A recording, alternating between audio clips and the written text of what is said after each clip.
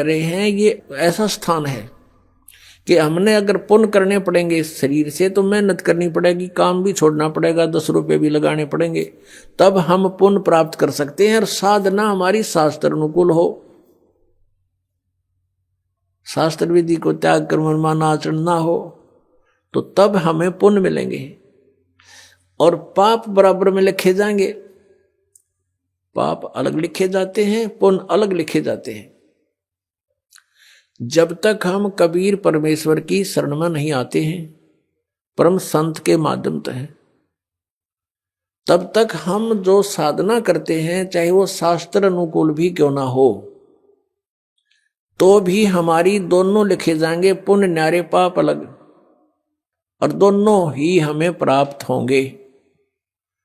उन भक्ति वाली साधनाओं का तो स्वर्ग महास्वर्ग में जिस झूठे सुख को हम सुख मानते हैं वहां मिलेंगे, और जो पाप अलग लिखे हुए हैं वो मिलेंगे हमने नरक में, या फिर 84 लाख योनियों में, या फिर मनुष्य जीवन प्राप्त होगा, उसमें भी कुछ मिश्रण किया जाता है पाप और पुण्यों का।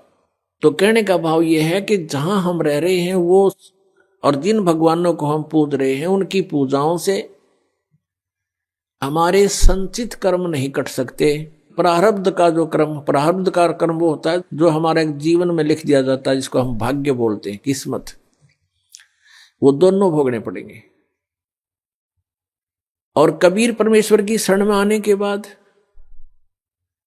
ये परमात्मा कहते हैं यजुर्वेद अध्याय नंबर 5 के और मंत्र नंबर 32 में कहा है कि उसी कसी कबीर अंगारी असी बम्भारी असी। अग अंगारी माने अग माने पाप, अरि माने शत्रु, पापों का नाशक, वो कबीर है, कबीर देव का, हम उसको कबीर साहब बोलते हैं। बम्भारी माने हमारे कर्मों के बंधन को काटने वाला, बम्बर माने बंधन, और अरि माने शत्रु, बम्भारी। तो बम्भारी जो बंधनों का शत्रु है वो कबीर देव है, कबीर साहब है। और वो रित धामा सवर ज्योति रित धामासी, वो स्वयं प्रकाशित है उसका शरीर परमात्मा का। जैसे सूर्य स्वयं प्रकाशित है ऐसे ही परमेश्वर का शरीर स्वयं प्रकाशित है, साकार है, मनुष्य सदृश है, नर आकार है, मनुष्य तुल्य है वो। और वो सतलोक में रहता है।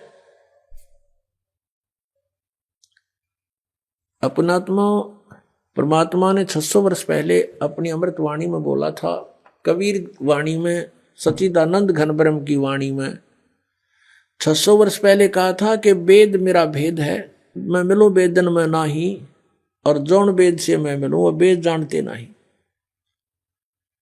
वेद मेरा भेद है, मेरी ही जानकारी, मेरी महिमा का गुणगान वेद कर रहे हैं, लेकिन इन वेदों में वर्णित विधि से मेरी प्राप्ति नहीं हो सकती, क्योंकि इन चारों वेदों में ब्रह्म तक की साधना का उल्लेख लिखा है। और 5वां जो वेद था सूक्ष्म वेद, जो सच्चिदानंद घन ब्रह्म की वाणी, यानी 5वां वेद था, उसको नाश कर दिया इस काल भगवान ने कि कहीं इन मेरे अंतर्गत जितने प्राणी हैं इनको भगवान का पता ना लग जाए और इस साधना को करके ये मेरे जाल से निकल ना जाए। इस दृष्टिकोण से इस काल भगवान ने वो 5वां वेद नाश कर दिया। उस 5वें वेद के नाश की पूर्ति करने के लिए परमेश्वर स्वयं चल कर आते हैं सतलोक से, और फिर वो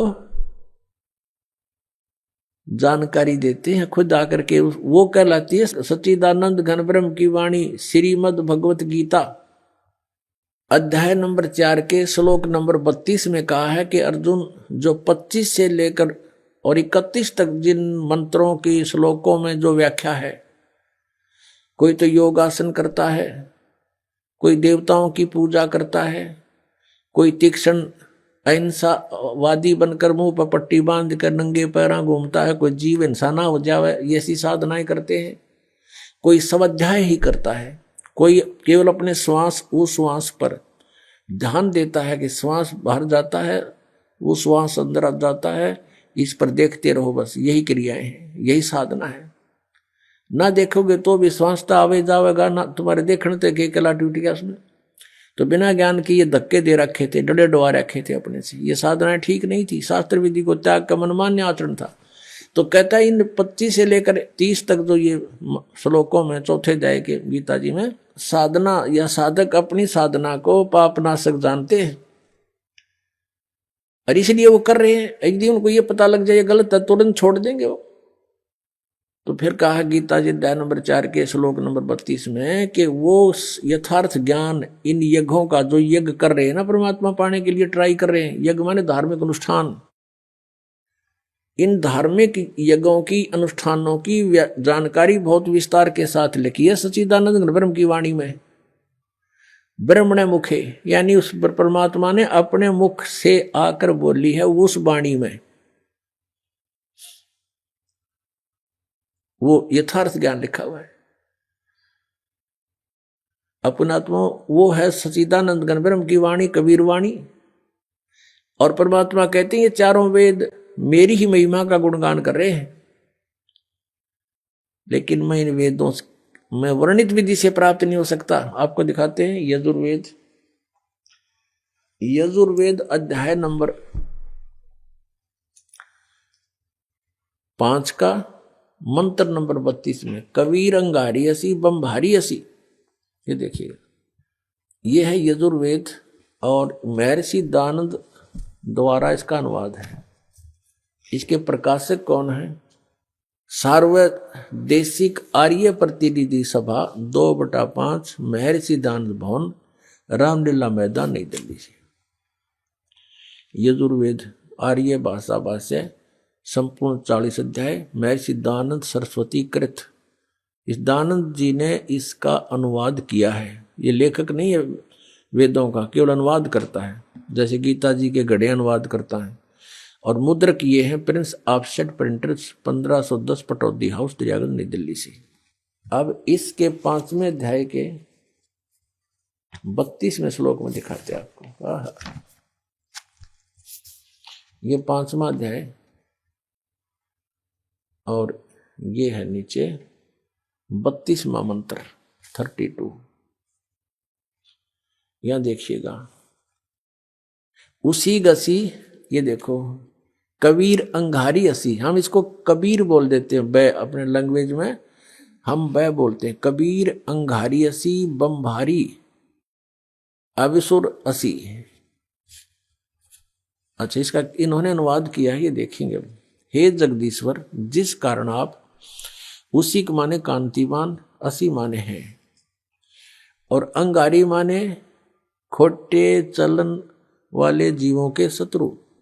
ये लिखना था आप पाप के शत्रु हैं, पाप नाशक हैं। अब ये अनुवाद करता महर्षि दानंद का अपना ज्ञान सिद्धांत था कि भगवान पाप नाश नहीं करता, इसलिए इसने यहां बात उलझा दी। और फिर 8वें अध्याय के 13वें श्लोक में 6 बार लिख रखा भगवान पाप का नाश कर देता है, वहां इसकी बसाई नहीं। ये लिखना था वो अंग माने पाप, अरि माने शत्रु, वो पापों का शत्रु कौन है? कबीर। अब इन्होंने इसको, ये कबीर है, कबीर, हम इसको कबीर बोलने लगे और इसने ये कर दिया इसका कवि और अर्थ कर दिया कांत प्रजय है। अब पहले हम इस, और फिर बम्बारी, ये देखो बम्बारी, बम्ब आरी माने, बम्ब माने बंधन, अरि माने शत्रु, बंधनों के शत्रु। यानी हम उसको बंदी छोड़ कहते हैं, जो बंधन काट दे, बंधन तो छुड़वा दे। हम कबीर जी को, कबीर परमेश्वर को हम बम्भारी यानी हम बंदी छोड़ कहते हैं। और इसको लिखने का फर्क है, या बंदी छोड़ लिख दे, बंधनों का शत्रु लिख दे, एक ही बात है। अब जैसे इन्होंने यहां जो गलती की है ना, यह गलत कर दिया। ये अगर या तो फिर कवि ये लिख देते, यहां पर वो कवि हैं बस, फिर भी हम मान जाते, न कुछ ठीक करने की चेष्टा की। कबीर का अर्थ कांत प्रजय लिख दिया, है कोई बात हुई? अब जैसे ये यजुर्वेद है जिसको हम पढ़ रहे हैं और इसका कहीं पर व्याख्या हो, अब दिखाते हैं आपको। अब जैसे ये इसी यजुर्वेद का अब 36वां अध्याय है, ये देखो, ये 36 अध्याय, 36 अध्याय यानी 36 36, और इसका ये प्रथम मंत्र है, ये रहा। इसमें ये लिखा है रचम वाचम परपदे मनो यजु परपदे, ये यजु शब्द लिखा है। अब ये है यजुर्वेद के विषय में, और इसका कोई अर्थ कर दे वो गलत करेगा, इसका यजुर्वेद ही लिखना पड़ेगा। यो जैसा कि इस महर्षि ने ये ठीक किया, यहां पर ये है यजु, इसका यहां अनुवाद किया है, वहां मूल पाठ था। ये देखो ये यजु शब्द है और इसका यजुर्वेद लिखना पड़ा, ये सही अर्थ बना यहां पर। यदि इस यजु का अर्थ कर देते यज्ञ स्तुतियों का संग्रह, तो के बेराव का के है संग्रह, यज्ञ स्तुतियां लिख दे इसकी यज्ञ स्तुति, तो यजु का अर्थ यहां लिखना पड़ेगा कि वह है यजुर्वेद के बारे में कहा जा रहा है। तो ठीक जहां इन्होंने कवि कर दिया उसको हमने कबीर देव कर पढ़ना पड़ेगा, कबीर देव लिखना था। देखो हम फिर आते हैं वही 5वें अध्याय के 32वें श्लोक पे, ये 32वां श्लोक यजुर्वेद का। अब यहां इसने जो कवि कर दिया, यहां लिखना था वो कबीर देव है, बस वो कबीर देव लिख देते, हम कबीर देव कहने लगे। देव को परमेश्वर, देव का अर्थ परमेश्वर होता है, तो यहां लिखना था वो कबीर देव हैं। और देखो यहां लिखा है रित धामासी सवर ज्योति, रित धामा इन्होंने खुद लिखा है, रित धामा माने सतधाम युक्त। हम सतधाम कहो सतलोक कहो इसको, ये सतलोक रित धामा नो कारण ये फलाना, रित धामा माने सतलोक वाला, सतलोक का निवासी। वो कहते हैं ये फलाने गांव का है, हाँ यो फलाना वो गांव का है। तो ये ऐसे है कि वो रित धामा वो सतलोक में रहता है। और सवर ज्योति देखिए अड़ंगा के रखे अनुवाद का, अंतरिक्ष को प्रकाश करने वाला सवर ज्योति, स्वयं प्रकाशित, वो स्वयं प्रकाशित है, परमात्मा है, वो रित सतलोक में रहता है। कबीर उसका नाम है और वो ही अंगारी है, पापों का शत्रु है, बंधनों का शत्रु है, यानी बंदी छोड़ है वो कबीर अंगारी असी। ये कबीर, हम इसको कबीर बोलते हैं कबीर। हम लिखण भी कबीर लागे, पड्डी की मात्रा भी लिख दें। अब परमात्मा ने कहा वेद मेरा भेद है, मैं वेदन में नाही, और जौन वेद से मैं मिलूं वो वेद जानते नहीं। ये देखिएगा ऋग्वेद भाषा भाष्य द्वितीय भाग, ये कहाँ से प्रकाशित है? प्रकाशक हैं पंडिता राकेश रानी, प्रधान कार्यालय वेद मंदिर महात्मा वेद भिक्षु सेवाश्रम लेखराम नगर अब्राहमपुर मुखमेलपुर दिल्ली दूरभाष इतना है। और नीचे लिखा है दान संस्थान नई दिल्ली का प्रकाशन। और इसका यहाँ अनुवाद करता है ये 9-10 मंडल हैं ये। महात्मा वेद भिक्षु भारतेंद्र नाथ दान संस्थान करोल बाग नई दिल्ली। इसके 10वें सूक्त के 10वें मंडल के और सूक्त नंबर 49 में दिखाते हैं आपको। ये देखिएगा ऋग्वेद मंडल नंबर 10 और सूक्त 49 इसका ये पहला ही मंत्र है। 49 सूक्त का ये पहला मंत्र है। इसमें लिखा है कि मैं स्तुति करने वाले को, यानी पूर्ण परमात्मा अपनी महिमा वेदों में लिख रहे हैं। और इसका अर्थ है कि अहम दा ग्रहणते पूर्वम स्वहम ब्रह्म करणम। अब पूर्ण परमात्मा कहता है ब्रह्म की उत्पत्ति मैंने ही की। अब यहां देखो इनका अनुवाद देखें, मैं स्तुति करने वाले को सनातन निवास योग्य लोक, सनातन ऐश्वर्य निवास योग्य लोक मोक्ष तथा ज्ञान प्रदान करता हूं। मोक्ष भी प्रदान करता हूं और निवास योग्य सनातन लोक, सनातन ऐश्वर्य जहां जाने के बाद फिर कभी आपका सुख नाश नहीं होगा, वो प्रदान करता हूं। अहम ब्रह्म ये देखो स्पष्ट, ये भी पढ़ना पड़ेगा, हमने नहीं तो ये गड़बड़ कर रहे हैं। अहम ब्रह्म करणवम, मैं वेद को उत्पन्न करता हूं। ब्रह्म का अर्थ वेद कर दिया इन्होंने, तरह गजब। मैं ब्रह्म को उत्पन्न करता हूं। पूर्ण परमात्मा कबीर देव जी सतपुरुष ने ब्रह्म की उत्पत्ति की थी। फिर मूल संस्कृत पढ़ो। अहम माने मैं, ब्रह्म माने ब्रह्म को, करणव उत्पन्न करता हूं, मैं ब्रह्म को उत्पन्न करता हूं। ठीक है, इन्होंने जहां थोड़ी बहुत गलती करी है अनुवाद में, उसको हम शुद्ध कर लेंगे अपने ज्ञान से। और यह वेद मेरी ही महिमा की वृद्धि करता है। ये वेद मेरी ही महिमा करता है, चारों वेद मेरी ही महिमा गा रहे हैं। यज्ञ दान सत्संग करने वाले को सन्मार्ग में आदेश करने वाला मैं ही हूं। करे करावे साईं मन में लहर उठा, और दादू सिरदर जीव के आप बगल हो जा। कहता सब ये दान पुण्य सत्संग पुण्यात्मा जो मेरे से जुड़ गए हैं उनको मैं ही लाता हूं। यहाँ पर मैं ही सन्मार्ग का आदेश करने वाला मैं ही हूं। मैं सकल युद्ध में न देने वाले कुसंगी यज्ञशील जनों को ही हराता हूं।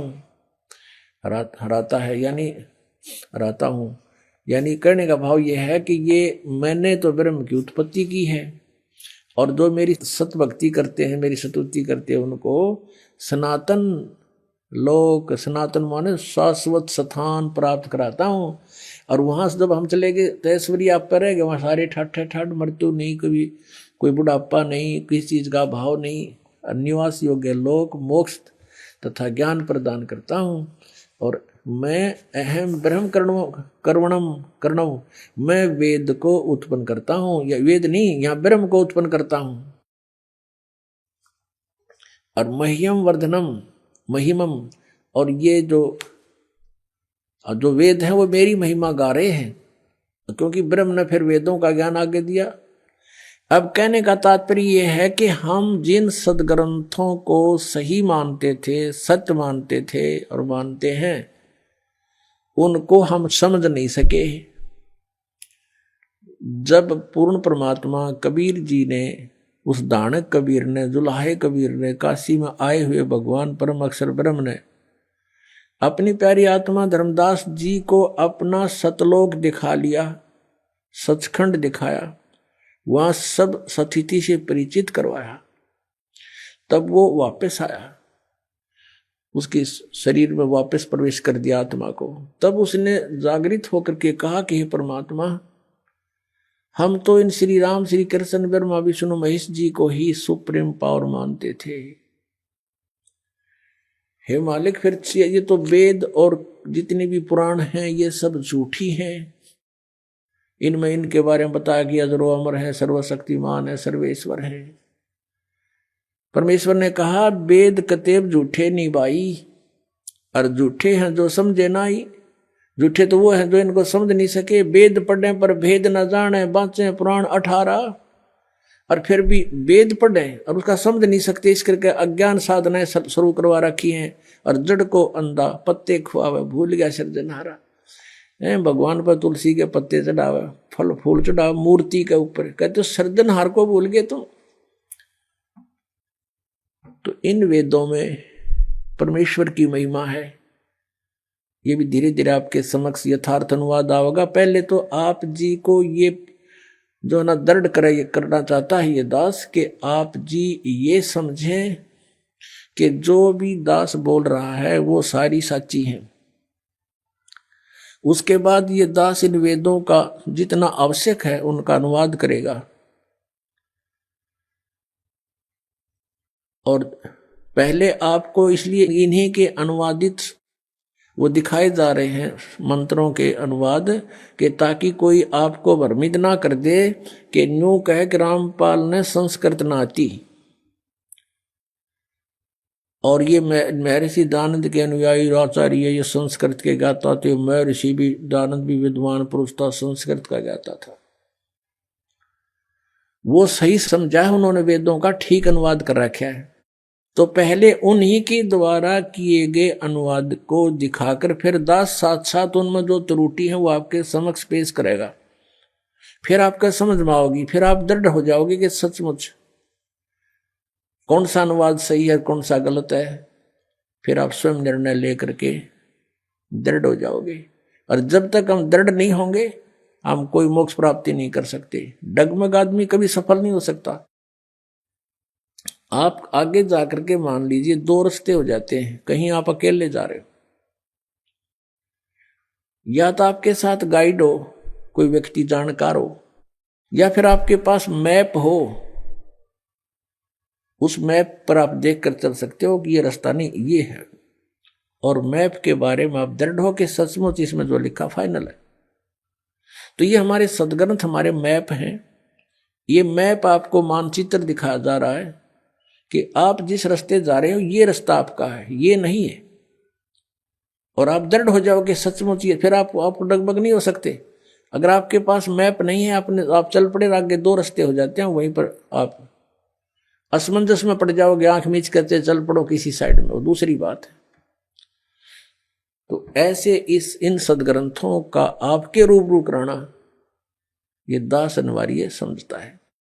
अब बताया कि वेद मेरा भेद है और मैं ना वेदन के माही, जौन वेद से मैं मिलूं ये वेद जानते नहीं।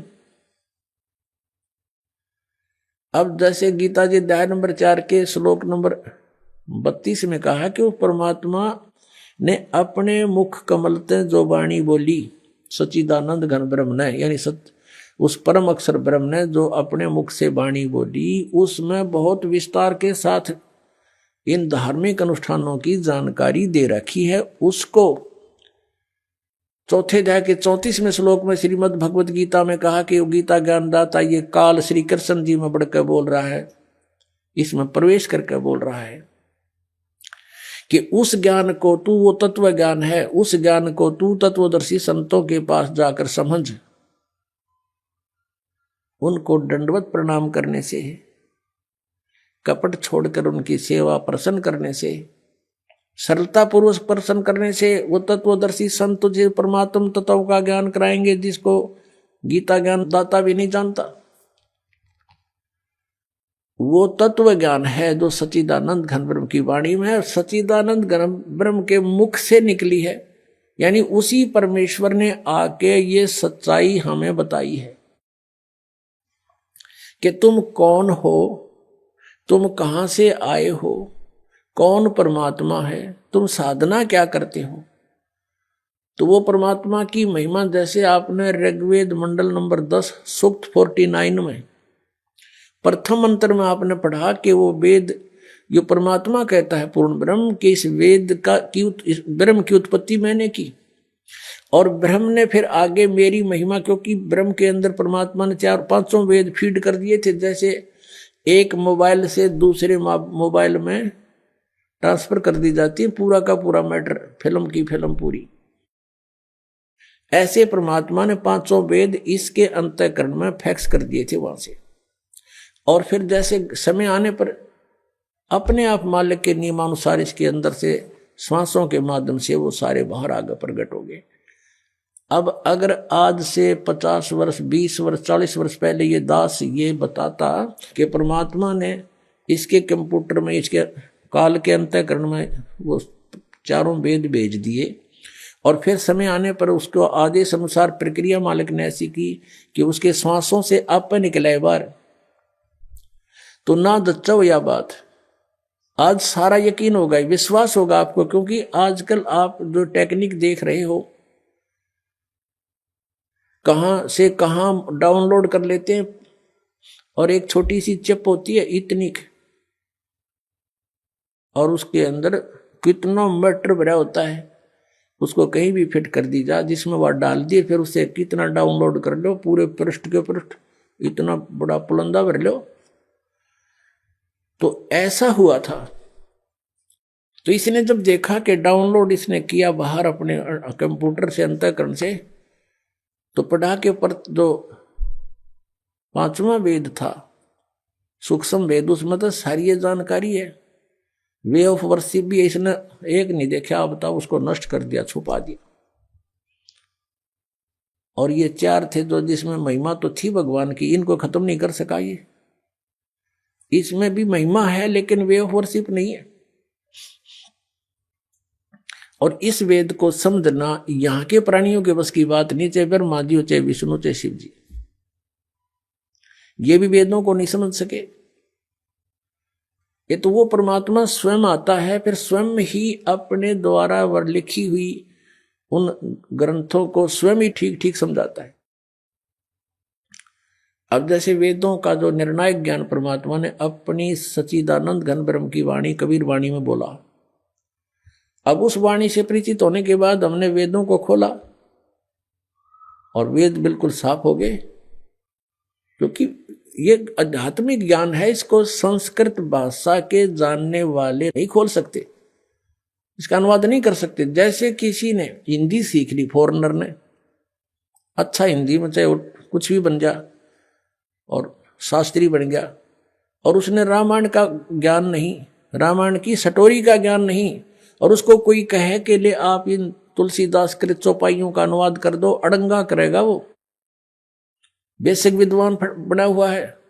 तो ऐसे ही इन विद्वानों ने, संस्कृत भाषा के विद्वानों ने, विद्वान तो होता जो सर्वज्ञ हो, सर्वज्ञ केवल कबीर परमेश्वर है,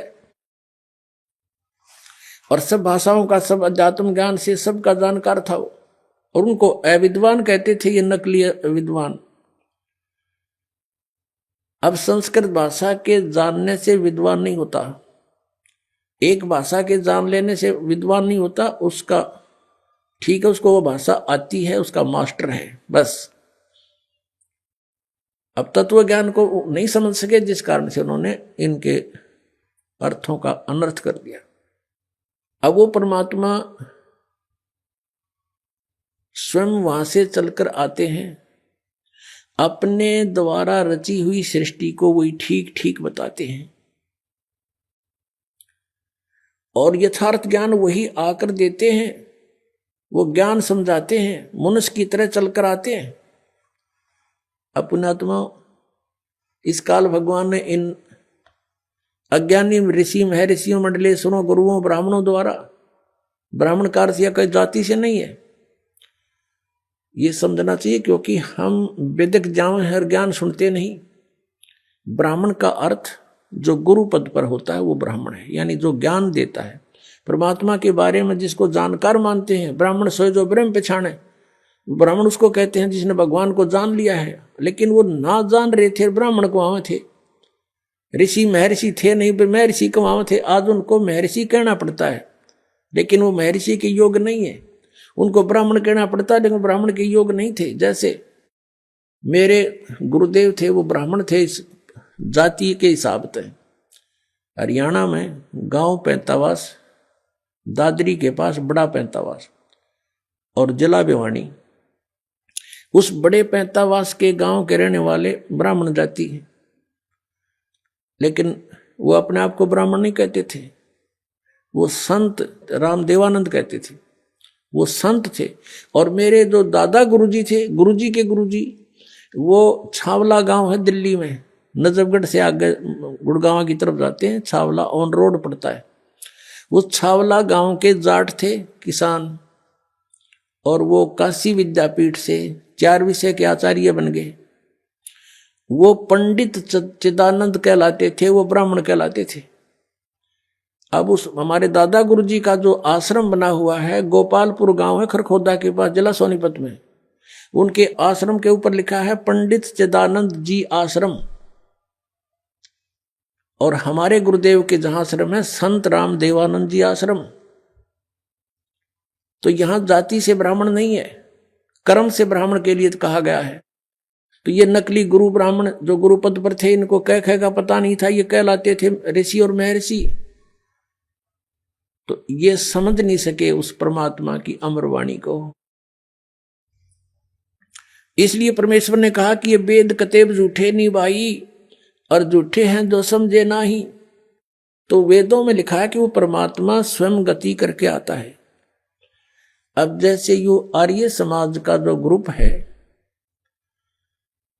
इसमें शिक्षित वर्ग बहुत है, और लेकिन वो अक्षर ज्ञान है, उनको अध्यात्म ज्ञान नहीं। उधर से महर्षि दानंद को भी कह का पता नहीं था अध्यात्म ज्ञान का, इसलिए उसने कोशिश की वेदों का अनुवाद करने की, और उसका अपना सिद्धांत था कि भगवान निराकार है। वो कहीं एक देश में नहीं रहता, एक देश माने स्थान पर कहीं नहीं रहता, वो केवल सर्वव्यापक है, जैसे वायु है ऐसे भगवान है। भले आदमियों, निराकार परमात्मा इतनी बड़ी बड़ी स्ट्रक्चर कैसे बनाओगा वो? जैसे कोई नो कहे साकार कैसे बनाओगा, सुन लो साकार कैसे बनाओगा। साकार मनुष्य इंजीनियर है और जहाज बना दिया, हवाई जहाज, वायुयान बना दिया, समुद्री जहाज बना दिया, उसमें बैठ कर आराम से घूम रहा है और वो यान चल रहा है। निराकार कोई कारीगर बना के दिखा दो, मरे बादशाह के बनाओगा, वो खख बनाओगा। तो ऐसे परमात्मा मनुष्य सदृश है, उनकी वो अमित औजा है, उसकी शक्ति का कोई वार पार नहीं है, उनके वचन से सबको जो हो जाता। जैसे आप हम देखा करते हैं जादूगर होते हैं, अपने मुख में एक छोटी सी गोली कंचा, इतना वो कंचा होता है, उस गोली को मुख में डालते हैं और थोड़ी देर में ओ करके इतना बड़ा मुस्कुर तो का मुंह में तो पत्थर बना देते हैं और नो पटक दे, पट्टा उठा के देख लो कति पत्थर है। तो उस जब एक जादूगर इतना कुछ कर सकता है, और वो तो परम जादूगर, वो तो सर्वशक्तिमान, एक वचन में सब कुछ कर दे। तो ऐसे ही उस परमात्मा की महिमा से हमने परिचित होना। उस परमात्मा ने कहते हैं एक शब्द में सब किया, सकल जमी आसमान, एक वचन में सब कुछ बना दिया। तो समर्थ है उसको, वो कुछ भी कर सकता है। तो वो जानकारी स्वयं ही आकर दी। और ये निराकार बताओ भगवान को, और वेद के साकार है, निराकार है, मनुष्य सदृश है वो।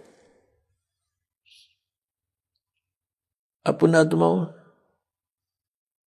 इसलिए परमात्मा कहा करते मोती मुक्ता दर्शत नाही, ये जग है सब अंदरे, दिखत के तो नैन चश्म, इनका फिरा मोतिया बंदरे।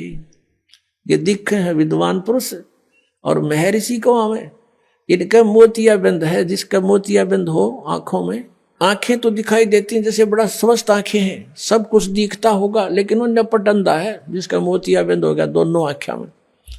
तो परमात्मा कहते हैं कि तुमने ये महर्षि दिखाई दे, गुरु ब्राह्मण दिखाई देते हैं, ये मंडलेश्वर, इनका मोतिया बंद हो रहा है, इन्हें अपने सदग्रंथों में लिखी हुई सच्चाई का नहीं पता, और फिर निराकार कहते हैं। अब दिखाते हैं आपको परमात्मा की सारी स्थिति, देखिएगा ऋग्वेद मंडल नंबर 9, ऋग्वेद मंडल नंबर 9 अब दिखाते हैं, और सूक्त नंबर 86। भगवान साकार है या निराकार है, वो कैसी लीला करता है। ये है ऋग्वेद मंडल नंबर 9, 10 इकट्ठा अनुवाद है। ये है सार्वदेशिक आर्य प्रतिनिधि सभा, महर्षि दयानंद भवन, रामलीला मैदान, नई दिल्ली से ये प्रकाशित है। और ये मुद्रक है Prince offset printer, 1510 Pataudi house, Daryaganj, नई दिल्ली से ये छपा है, छापा खाना इसका ये। अब देखना, ये है ऋग्वेद मंडल नंबर 9 और सूक्त 86 का मंत्र नंबर 26। इसमें लिखा कि यज्ञ करने वाले यजमानों के लिए परमात्मा, यज्ञ करने वाले माने धार्मिक अनुष्ठान यानी साधना करने वाले, यजमान माने भक्तों के लिए परमात्मा सब रास्तों को सुगम करता हुआ, उनके विघ्नों को मर्दन करता है और उनको पवित्र करता हुआ, और अपने रूप को सरल करता हुआ वह कांति में परमात्मा। यह लिखना था कबीर देव, कवि कोई भी सर्वज्ञ नहीं हो सकता जिसको सारा ज्ञान हो।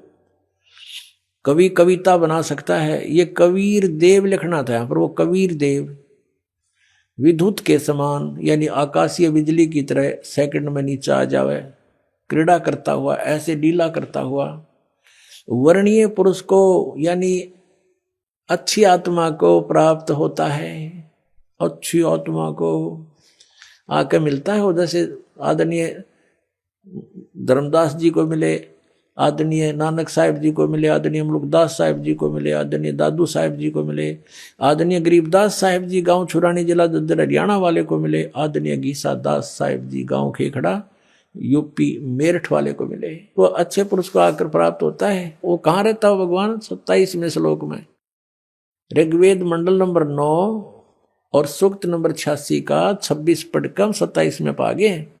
इसमें इन्होंने ये जो निराकार मानते थे भगवान को और वेद बता रहे हैं, वह परमात्मा प्रकाश पुंज को, परमात्मा को, जो परमात्मा ध्युलोक के तीसरे पृष्ठ पर विराजमान है, वहां रहता है। तीसरे एक स्थान पर रहता है ध्युलोक के, यानी उस तेजो में लोक सतलोक के एक स्थान पर, तीसरे स्थान पर विराजमान है, स्थान पर विराजमान है, वहां रहता है। निराकार क्यों करो है भगवान जब वहां बैठा है? आगे दिखाते हैं।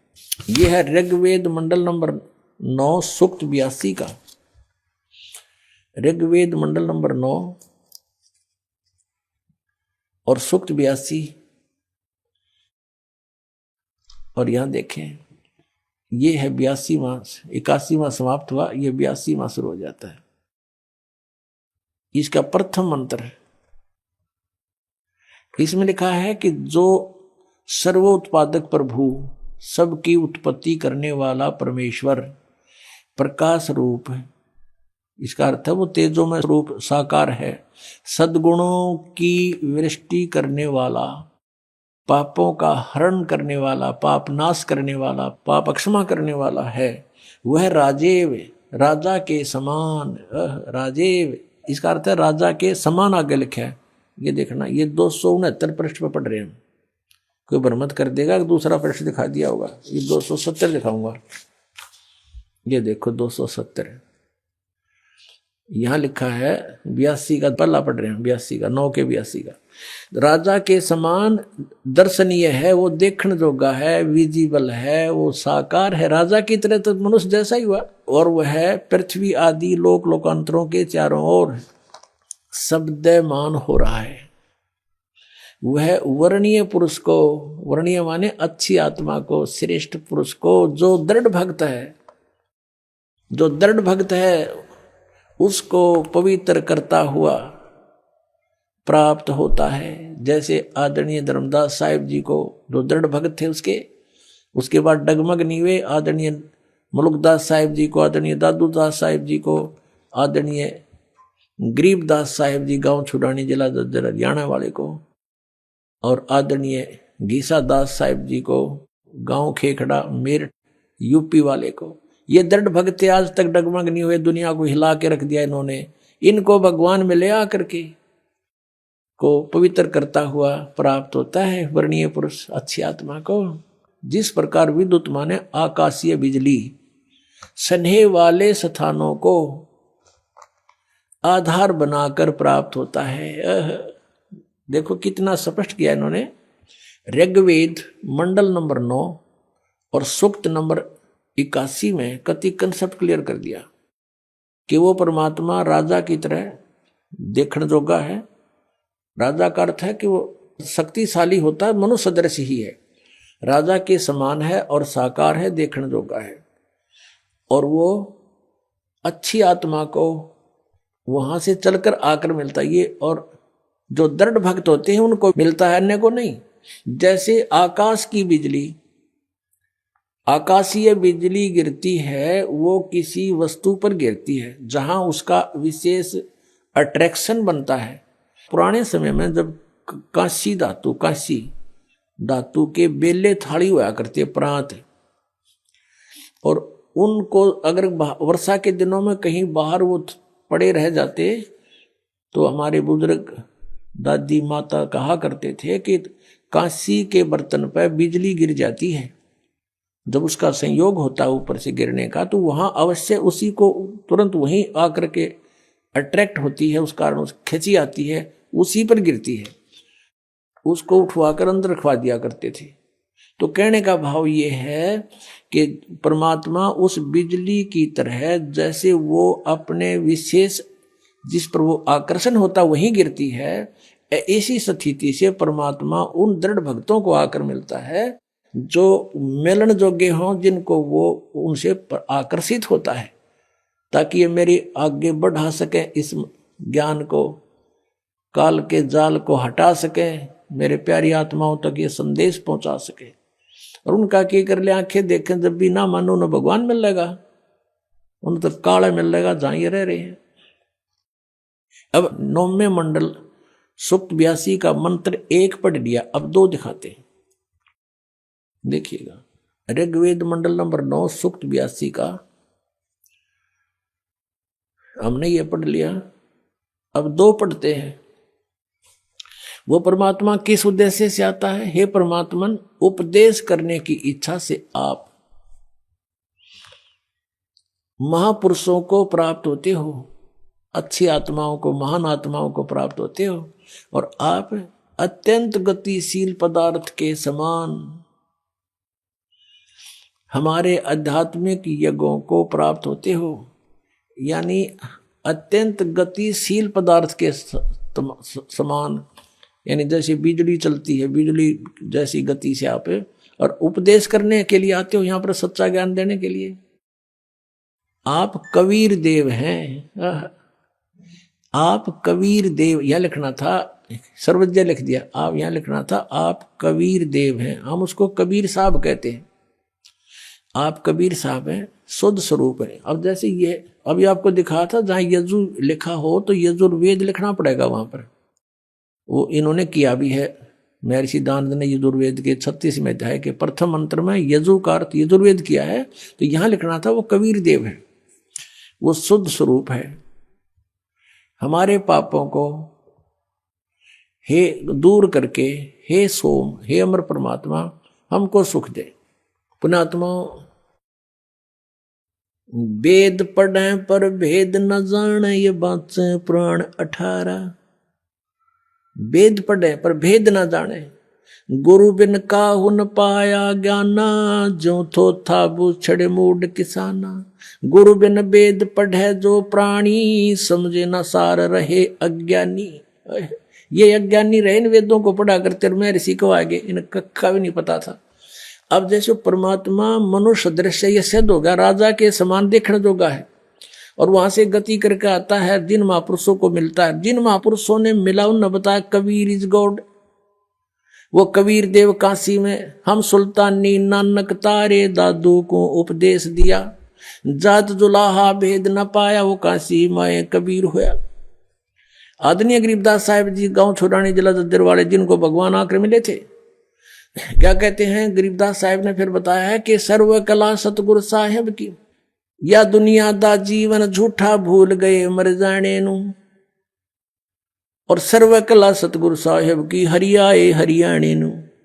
वो परमात्मा हरियाणा में आए गरीबदास जी 280 वर्ष पहले, लगभग सन 1727 में, लगभग 300 वर्ष हो गए, 300 वर्ष से भी ऊपर हो गए। सन 1727 में परमात्मा आए थे, और सन 1866 में न सन 1966 में हरियाणा और पंजाब अलग हुए। जब हरियाणा क्षेत्र का नाम पड़ा था, यो हरियाणा प्रांत बना था, उससे भी कितने वर्ष पहले, 200-250 वर्ष पहले परमात्मा ने लिख दिया, बोल दिया था, गरीबदास साहिब जी ने कहा था कि हरि आए हरियाणे नू। उनके वचन से फिर यो हरियाणा क्षेत्र आज बनकर रहा, ताकि हम इस परमात्मा की वाणी को समझा सकें। अगर ये वाणी 200 वर्ष पहले बोलते, 100 वर्ष 50 वर्ष पहले से बोलते, तो कौन से कहा थे, हरियाणा था ही नहीं, जब नाम निशान नहीं था। तो ये हरियाणा बनवा दिया, ये भी वाणी हमारे को याद दिला दी कि हरि आए हरियाणे नू। इनको पता था मालिक का कि इस वाणी का कहाँ आवश्यकता पड़ेगी, किस समय में। तो वो गरीबदास साहिब जी को परमात्मा मिले, और वो कहते हैं भगवान हरियाणा में आए भाई, हमें मिले। और वेद कहते हैं वो अच्छी आत्माओं को आकर मिलते हैं। तो मनुष्य सदृश है परमात्मा। गरीबदास साहिब ने कहा है कि हमरे ही हुनियार है, हमारा सृजनहार, हमारे हुनियार का, हमारे जैसा हमारा स्वरूप, हमारे जैसा स्वरूप है, मनुष्य सदृश है। और वेद बताते हैं कि वो नर आकार है, वो परमात्मा मनुष्य सदृश है। आपको दिखाते हैं कौन कौन से वेदों में और आपको अभी दिखाएंगे। ऋग्वेद मंडल नंबर 7 और सूक्त नंबर 11 के मंत्र नंबर 3 में लिखा है मनुष्यवत अग्नि। अग्नि माने परमेश्वर। हे मनुष्य के समान परमात्मा। ऋग्वेद मंडल नंबर 7 सूक्त 2 के मंत्र 3 में फिर लिखा है कि मनुष्यवत अग्नि मनुना। हे मनुष्य के समान भगवान, मनुष्य तुल्य, मनुष्यवत, हे मनुष्य जैसे भगवान। मनुना, मनुना माने एक जैसे एक विद्वान पुरुष की तरह आप आते हो और ज्ञान का भंडारा खोल देते हो। ऋग्वेद मंडल नंबर 1 सूक्त 44 में मंत्र नंबर 11 में मनुष्यवत देव, देव माने परमेश्वर, हे मनुष्य के समान भगवान। ऋग्वेद मंडल नंबर 1 सूक्त 31 के मंत्र 17 में मनुष्यवत अग्नि, हे मनुष्य जैसे भगवान। ऋग्वेद मंडल नंबर 1 सूक्त 46 का मंत्र 13 में लिखा कि मनुष्यवत शंभु, मनुष्य के समान, हे कल्याणकारक परमात्मा। शंभु माने भगवान। ऋग्वेद मंडल नंबर 8 सूक्त 18 के मंत्र 21 में नरवत वरुण, नरवत, हे मनुष्य कैसे भगवान। ऋग्वेद मंडल नंबर 8 सूक्त 43 के मंत्र 13 में मनुष्यवत अग्नि। ऋग्वेद मंडल नंबर 8 सूक्त 43 के मंत्र 27 में मनुष्यवत अंगिरह है। अंगिरह माने परमात्मा, तेजो में शरीर युक्त। इनमें सब में लिखा कि परमात्मा मनुष्य सदृश है। आपको दिखाते हैं। ऋग्वेद मंडल नंबर 1 का अनुवाद महर्षि दानंद ने कर रखा है और इसने कोशिश की है कि मैं अड़ंगा अड़ाऊं और इसको खत्म कर दूं कि कोई पढ़ ना ले कि तय मनुष्य के तुल परमात्मा लिखा है। पहले इसी का दिखाते हैं। ऋग्वेद मंडल नंबर 1 सूक्त नंबर 31 के मंत्र 17 में ये देखिएगा। ये प्रथम मंडल है, महर्षि दानंद जी का अनुवाद है। इसमें प्रकाशक है सार्वदेशिक आर्य प्रतिनिधि सभा 3/5 महर्षि दान भवन रामना मैदान नई दिल्ली से। और ये है मुद्रक है सम्राट printers and binders 1606 Pataudi house Daryaganj नई दिल्ली से। ये इसका मुद्रक बदल गया है पहले वाले से। ये देखिएगा। ये है ऋग्वेद मंडल नंबर 1 और सूक्त 31, इसका मंत्र नंबर 17 है। ये 17 इसमें क्या लिखा है कि मनुष्यवत अग्नि। इसका अनुवाद इसका कहाँ लिखा है इसने, ये देखो मनुष्यवत। इसका अनुवाद क्या महर्षि दानंद, इसको क्या मनुष्यवत, और अग्नि को इसने अलग जगह लिख दिया। अग्नि, अग्नि यहां कर दिया और मनुष्यवत को इसने यहां ले लिया। अग्नि पहले लगा दिया तो इसने लिखा कि हे पवित्र अंगिरह माने प्राण के समान धारण करने वाले। अंगिरह माने भी परमेश्वर होता है। यहां लिखना था मनुष्यवत अग्नि। अंगिरह है अंगिरस, अंगिरसवत अंगिरह है। यातिवत सदने पूर्वम सूचे। अब इसका अर्थ देखते हैं इनके द्वारा। हे पवित्र प्राण के समान धारण करने वाले, यानी एक प्राणी की तरह आप आते हो परमेश्वर। ये क्या सब विद्याओं से सर्वतक व्यापक सभाध्यक्ष। यहाँ भगवान का नामों निशान मिटा दिया, सभाध्यक्ष लिख दिया अग्नि को। आगे देखो, आप मनुष्यों के मनुष्यवत, मनुष्यों के आने जाने के समान। ये लिखना था मनुष्य के समान, मनुष्यवत, मनुष्य के समान। आम आदमी पढ़ सके इसने। मनुष्य के समान। हर वाह शरीर, वाह का क्या अर्थ होता है अनुवाद करते समय? या, वाह का अर्थ होता है या के अर्थ कंटिन्यू होना चाहिए इसका अर्थ। शरीर व्यापक प्राण वायु के सदृश राज्य क्रम व्यापक पुरुष के तुल। अंगिर से माने आप एक साधारण मनुष्य की तरह। ययातिवत, जैसे पुरुष यज्ञ के साथ कर्मों को सिद्ध करते कराते हैं, उस उत्तम प्रतिष्ठा वाले विद्वान विद्या देने वाले हैं।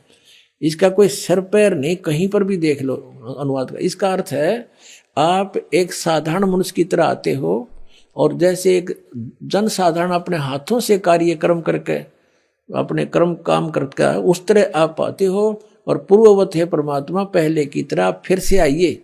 आप ज्ञान देते हो हमें, आप फिर से यहाँ आइए अपने आत्माओं। अब ये सच्चाई आपके सामने आएगी तो फिर आपको हैरान रह जाओगे कि भगवान बता। इसे भी मैं ऋषि व्याघ्रजन ज्ञान को समझाने उसका अडंगा कर दिया।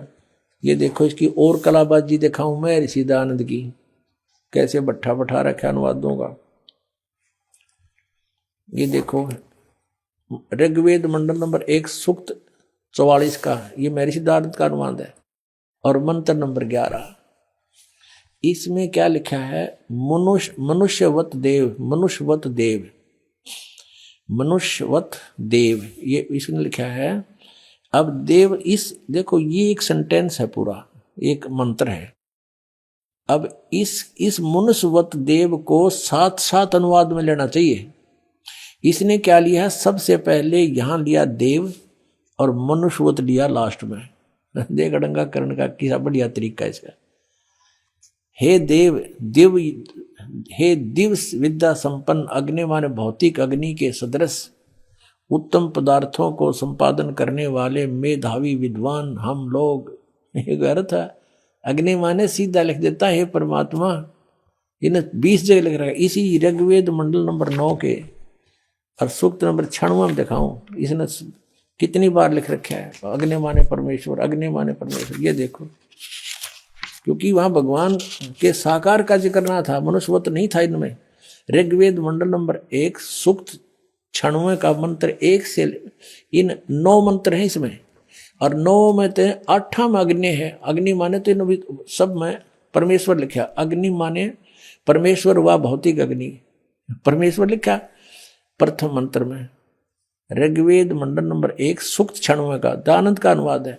मंत्र नंबर 1 में अग्नि शब्द था, वहां पर अग्नि माने परमेश्वर, और दूसरे में ये देखो, दूसरे में अग्नि शब्द है परमेश्वर को। अब तीसरे में 1 के 96 का ये तीसरा मंत्र, इसमें अग्नि माने जगदीश्वर लिख दिया।